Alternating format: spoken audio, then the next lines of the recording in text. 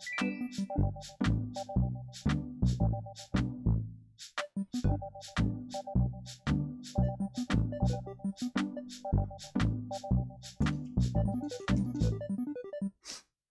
everybody, welcome to the show. We are live on YouTube, live on Rumble. Oh yeah, we are. Let me just do a little double check, make sure that it's happening. Looks like it's happening. There we go. So we're up on up on YouTube, up on Rumble. If you don't get it right away, just refresh. There we go. Cool. So we're live, and it is the 15th of May. So I got an interesting thing to talk about today. So yeah, let's get into it. Oh, you know, folks, I want to talk about something that's been on my mind lately. Yeah. Not the latest scandal, all the politics. We'll get into that a little in a Psych 101 textbook, but it's real and it's everywhere. Now let me break it down for you. Overconfidence bias is when your ego writes checks that reality just can't cash. I mean, we've all been there, right? Like the friend who swears they can parallel park. Uh-oh. Better than a self-driving car? Sure. All right, well, apparently we're not getting a good...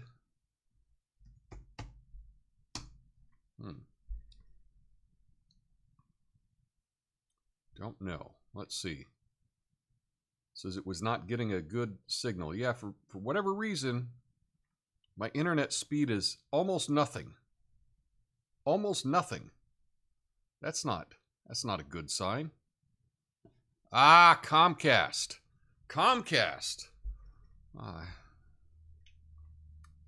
Need a different provider. All right. Well, back into it. Yeah, what about all the armchair economists who think they can outsmart the Wall Street criminals? Yeah, good luck with that. But it's not just individuals. Entire nations can fall victim to overconfidence bias. Take history, for example. Remember when the Titanic sank? Yeah. He said it was unsinkable. Well, you know how that turned out. Let's not forget about our dear leaders. Overconfidence bias practically comes with the job description. I mean, how else do you explain invading a country halfway around the world without a solid exit strategy? But here's the kicker, folks. Overconfidence bias doesn't just lead to embarrassing moments or bad decisions. It can have real consequences. So what's the takeaway, folks? It's simple. We need a healthy dose of humility. Let's admit when we don't know something. Listen to those that do, and maybe, just maybe, we'll avoid sinking our own ships. I'm Tom Coffey. It's a Coffey Nuance show. The greatest censored commentary and news show live right now. Flame on.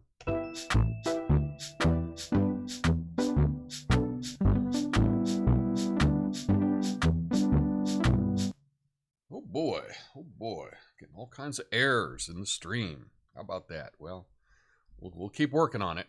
We'll keep working on it. But yeah, I want to talk about overconfidence bias as it's a big idea. Today's Wednesday, Big Idea Wednesday. And this is an idea to think about it, which is the overconfidence bias. It's a cognitive bias where individuals overestimate their own abilities, their own knowledge, their own judgment. Essentially, they believe they are better at something than they actually are. Now, this bias can lead to very, very poor decision-making, excessive risk-taking, and a lack of consideration for other points of view. You know these people, right? It's like having an inflated self of confidence that doesn't align with reality. And the consequences can be pretty big from various aspects in your life, personal relationships, professional endeavors. Overcoming overconfidence bias requires a conscious effort to recognize, to mitigate it. So here's a couple strategies for you, right? One thing is to seek feedback. So Actively seek feedback from others to gain a different perspective. Just check in with people. If you think you really know something, just check in and see if they agree. This feedback is going to help you out. As always, encourage critical thinking. Well, good luck with that, right?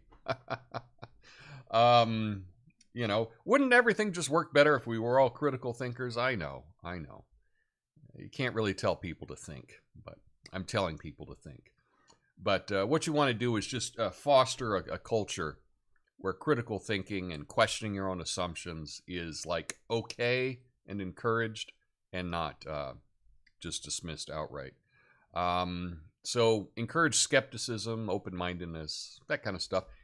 And consider all your past mistakes. Reflect on when you were overconfident in the past and how that turned out. So these are just a couple of things that you can do to overcome overconfidence bias. I guess lastly, avoid making absolute predictions. Don't be absolutely certain about anything. You know, just say, I'm 98% sure on this. If you're sure of it, just say, I'm pretty close to being almost 100% sure, but never be 100% sure of anything. That's going to help you at least have a little humility to understand and have a better sense of reality. So anyway, that was just the idea I wanted to talk about, this overconfidence bias. Yeah, that was the big idea. But let's get to a couple news stories today. This first one, dystopian future, this time in Paris.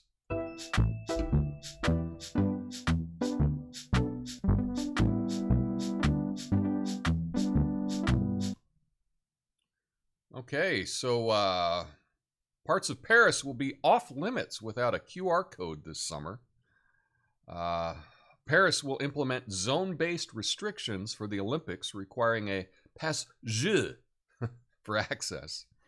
These passes, obtained through police, are checked at entry points. The zones will be active around the River Seine for the opening ceremony and other parts of the city during the games.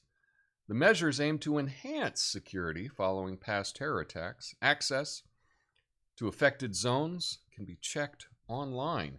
So, there we go. There we go. Get that right. Get the picture right. Get the picture right here. So this is what they're going to implement. We got the Summer Olympics coming up in Paris, right? And they're going to use this QR codes. Now, Europe has seen this before. They saw this during the pandemic. There were some countries that tested out this deal of having a digital passport, if you will, so you could go to certain places and, you know, show that you've been vaxxed, right? Well, they're going to do that now in the Olympics. It's another trial to see if this is a way to control people. There are places that actually do this all the time, such as in China. China, you have a digital ID, and you're only allowed in certain zones of the city. You're only allowed so far from your apartment, and you check in to different zones when you get there with your digital pass. This all seems very, very 1984 to me. But this is going to be, this is the future, and the future is here. Requiring people to carry around their papers, digital papers, to enter different parts of the city. I think, unless there's a big pushback, this is the future. It's going to be a way to control people. And, you know, especially if they're able to tie your digital ID to maybe your bank account. Yikes. But that's just enough 1984. That's enough Orwell for today. Or maybe it's not. What the hell just happened in Slovakia?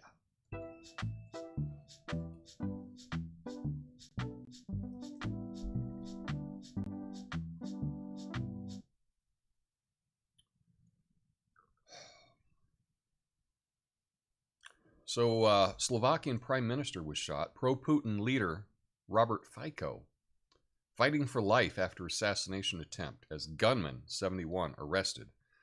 Slovakian Prime Minister Fico, I'm not sure how to say his name, was a target of an assassination attack, sustaining injuries from a shooting in Handlova. One bullet hit him in the abdomen, and while other injuries remain unspecified, he's in critical condition. The suspect was detained. President Kapeltova condemned the attack as an assault on democracy. Where have we heard that before? International leaders expressed shock and solidarity.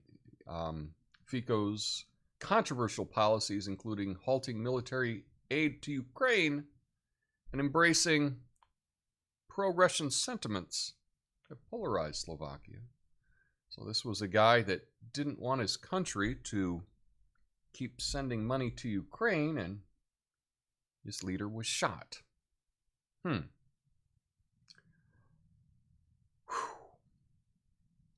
Fico's supporters have blamed liberal media and progressive politicians for fostering a hostile environment in their country that has led to this attack.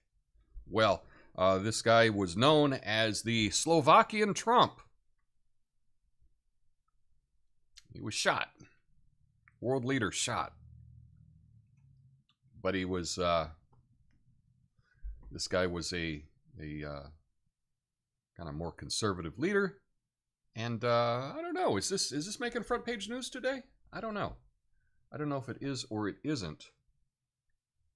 But give me, but that is the story. Next up, we've got an update about, what's it about? It's about the debates.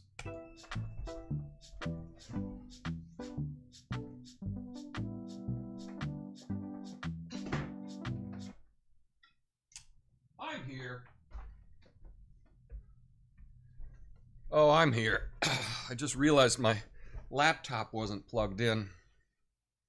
I should make sure my laptop is plugged in, and I gotta just almost running out of juice. But anyway, let's look at the debates here.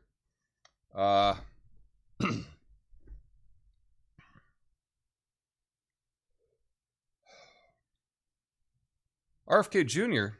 cries collusion after Biden and Trump ditch him for a debate. Now, in recent developments,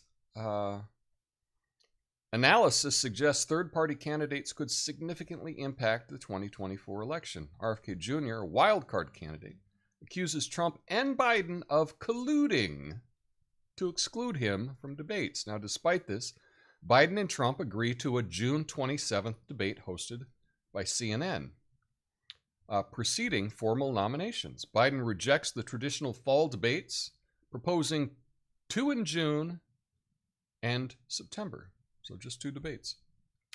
Citing the Commission on Presidential Debates scheduling challenges, Trump accepted Biden's challenge, agreeing to the proposed dates. Both parties express interest in bypassing the commission for future debates.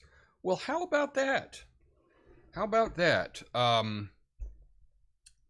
First of all, the tradition has been 3 fall debates hosted by the Commission on Debates, right? It's supposed to be a kind of a nonpartisan, fair group that is hosting the debates, and they set guidelines as to what you need to be able to be part of the debates. Well, Trump and Biden don't want to do that. They want to skip that. They want to have their own debate on their own terms to keep out RFK Jr. And they're not even going to participate in the committee's debates, which has been the tradition in America my entire life, to keep RFK Jr. Now, first off, I would say that more debates, more better, right? To only have 2 debates is pathetic. I know that Biden made a bold claim that he won all the debates last time, and you know, he put out a cringe video challenging Trump to a debate where it was edited where he didn't have more than one sentence in a row in the video, which is pretty bad. And just Trump agreed to everything, so it's going to be held at CNN with no audience. No audience whatsoever. This is a terrible idea. This is, I think, a terrible idea. Now, my prediction is, I guess they're going to get away with it. I think it's pathetic that you would not include a candidate that is polling, over 10%. RFK Jr. is a viable candidate, and to not include him in the debates is weak sauce. It is pathetic. I understand that you probably don't want him in the debates because you don't want to give him any recognition. You don't want to give him any publicity, anything like that. So I understand the strategy behind it, but I got to say it's pathetic. It is pathetic. Even if you're a big Trump fan, you should want Trump to just destroy RFK Jr. in a debate, because I think Trump does pretty well in debates.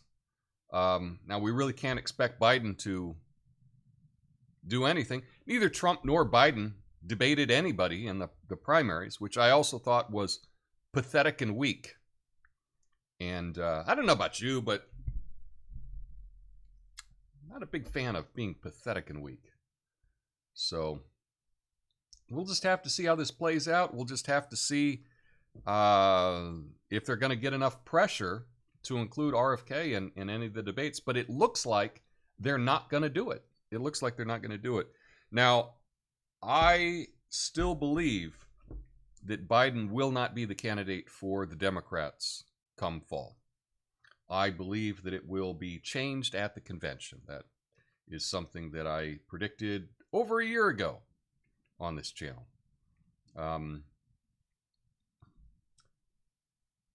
I think these moves can't help Biden at all. And so that's my prediction. My prediction is they may have a debate. CNN is running it, and I think they're going to really just play ball for Biden, perhaps. Trump's going to have to debate both Biden and the moderators. But not including RFK Jr. is pathetic and weak, and it's something that I cannot support. I understand if someone is running it at 2% or something like that, why you might not think that they need to be included in the big debates. But RFK Jr. is polling pretty well nationally, and especially in certain demographics. Seems to be polling better than anyone for younger people. And then to not include him in the debates, just, again, weak. And, Biden looks weak, right? But I don't know if Trump's ego can handle being called weak by not facing up against RFK Jr. We'll just have to see how this plays out. Anyway, that is the update as of today. Speaking of updates, I got one more for you. Actually, I got two more for you.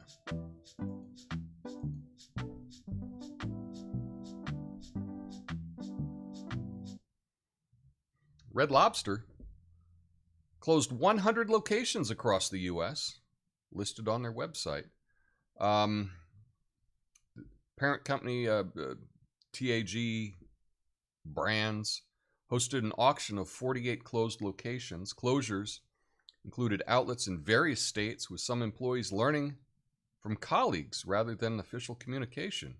Red Lobster faced financial struggle after a shrimp promotion in 2023 and saw its investor, Thai Union, exit in January of this year, taking a $530 million loss. So we saw this coming. They talked about the struggles that they've had the last couple of years. They did have a bankruptcy. They did do some reorganization to deal with the debt that they had, but it doesn't look like they're going to pull through. 100 stores already closed. So if Red Lobster is your kind of place, if you like going to a mall to eat overpriced seafood. There's got a lot less places that you can go now. Yeah. I don't know. For me, it was always seemed to be really overpriced and never really my kind of place. But I know people that were really big fans of Red Lobster. So anyway, but don't let that fool you. I'm sure the Biden team will tell you that the economy's fantastic and no one is struggling at all in it. Right. Anyway, lastly, I have some good news, perhaps, and it's another update that we've talked about a number of times.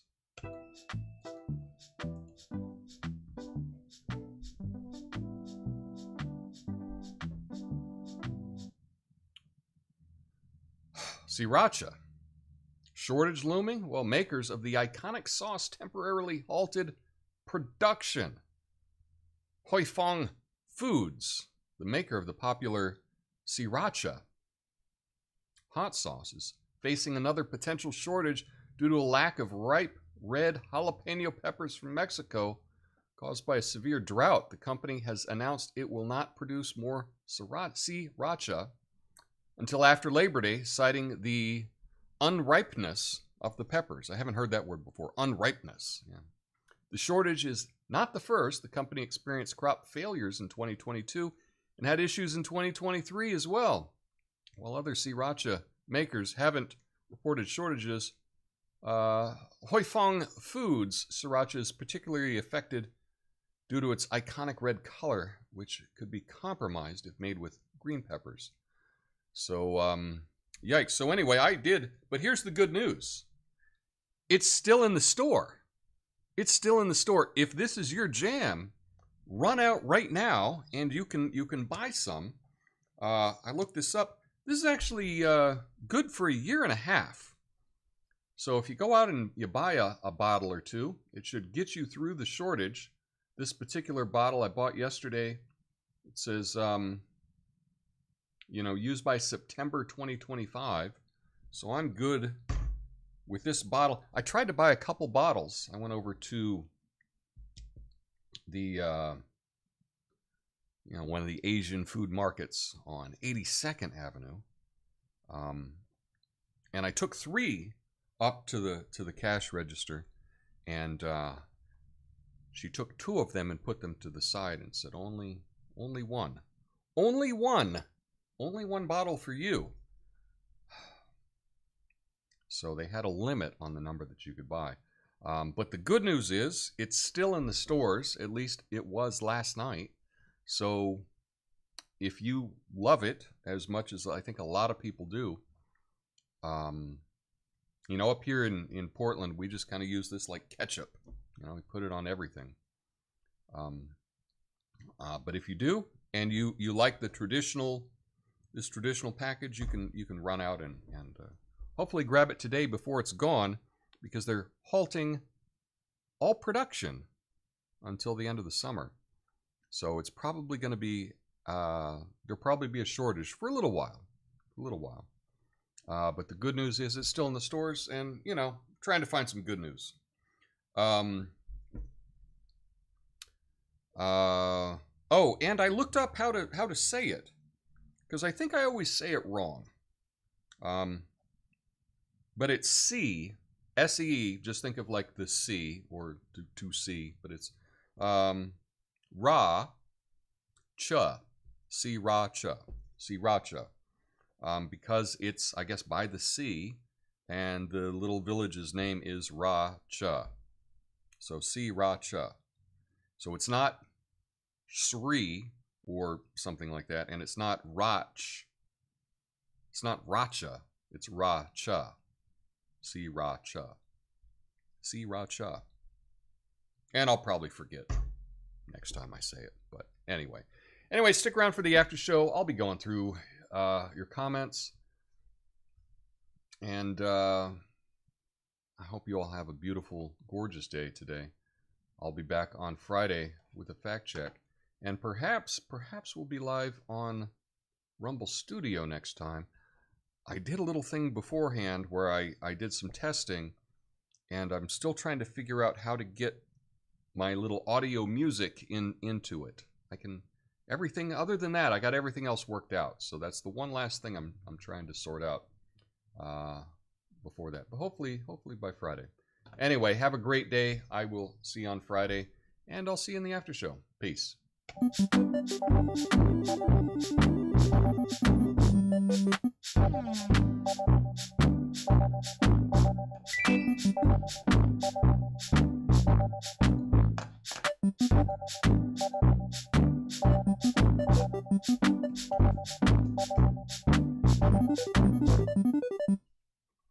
All right, after show. Welcome.